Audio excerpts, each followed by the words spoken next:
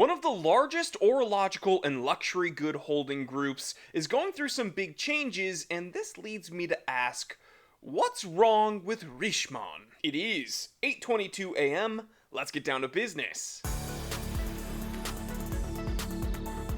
So Richemont Group is probably a name you've heard, and they are a very big player in the high-end horology and luxury good market, and they actually are in charge of some of the, most prolific watch brands in history. IWC, Cartier, Panerai, Vacheron, JLC, Piaget, and others are all under Richemont Group. So, these aren't small fish. And recently it's been announced that on September 1st, 2024, they're going to be shifting around some of their CEOs. So, the current CEO of Vacheron is going to go take over Cartier, and then the current CEO of JLC is going to take over Van Cleef and Arpels.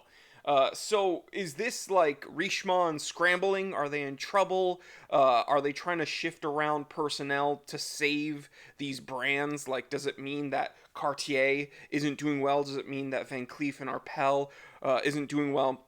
Not really. Actually, when we look at Richemont's sales, they're reportedly up 3%, and that's pretty good for a company that size. 3% isn't small potatoes for them. But these changes are mostly due to people getting very rich and just retiring. So the current CEO of Van Cleef and Arpels is actually moving up to be the CEO of Richemont Group itself.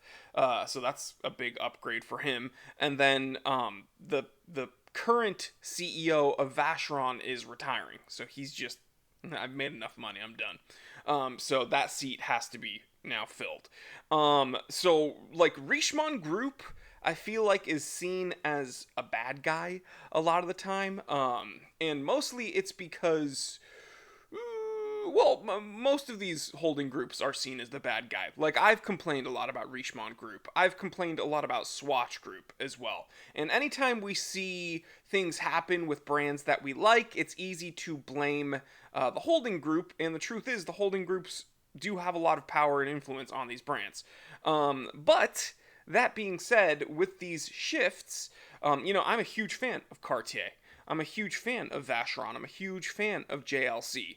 And now all their leadership is kind of changing, and I'm eager to see how, these brands that I really like progress in the future. So we will see. I am waiting with bated breath for September 1st of this year.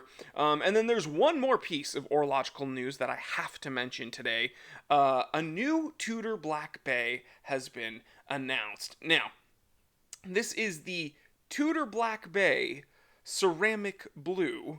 I am never excited for a new Black Bay. So for those of you, I already know people are sending this to my inbox asking me to make a video on it. I don't need to make a dedicated video on it because I'm not super excited for yet another Black Bay. And then you guys already know my opinion on ceramic watches. I think it's kind of a fad that hasn't totally gone away yet. Ceramic, it's resilient when it comes to scratches, but for a tool watch, I never understood why that material was used, because it can't take a knock the same way metal can. You drop a ceramic watch on a countertop, or God forbid on the floor, it's not just going to be a ding and a nick. It's going to be chips and shatters and cracks, which is, not something I want to deal with. So no ceramic for me personally. However, I will say, I really do like the way this one looks with the matte blue dial and how it kind of contrasts with that black ceramic case and bezel. Now, jumping into the specs on this one, we'll just do a quick kind of rundown. 41 millimeter case, 50 millimeter lug to lug, 14.4 millimeters thick. Of course, matte black ceramic case and bezel. Dial color is blue. You're getting a 200 meter water resistance rating. This is with their master chronometer, Metis, automatic, excuse me. This is non-limited, so that's very good, and it's retailing for $51.50, so 5,150 buckaroos. And, I think that this is a lot of watch. Would I spend that money on a ceramic Black Bay? Probably not. But I know that some people are absolutely punching in their credit card numbers ASAP for this one. So for you Black Bay fans out there, there's yet another option. But let me know what you think. Is Richemont making the right move here, changing the CEOs around for JLC, Cartier, Vacheron, or are they scrambling? And what do you think about the new Black Bay? Let me know in the comment section below, and I will catch you on the next one. All right, guys, I'm Jory Goodman, the Time Teller, and always remember, I didn't invent time. I just tell it.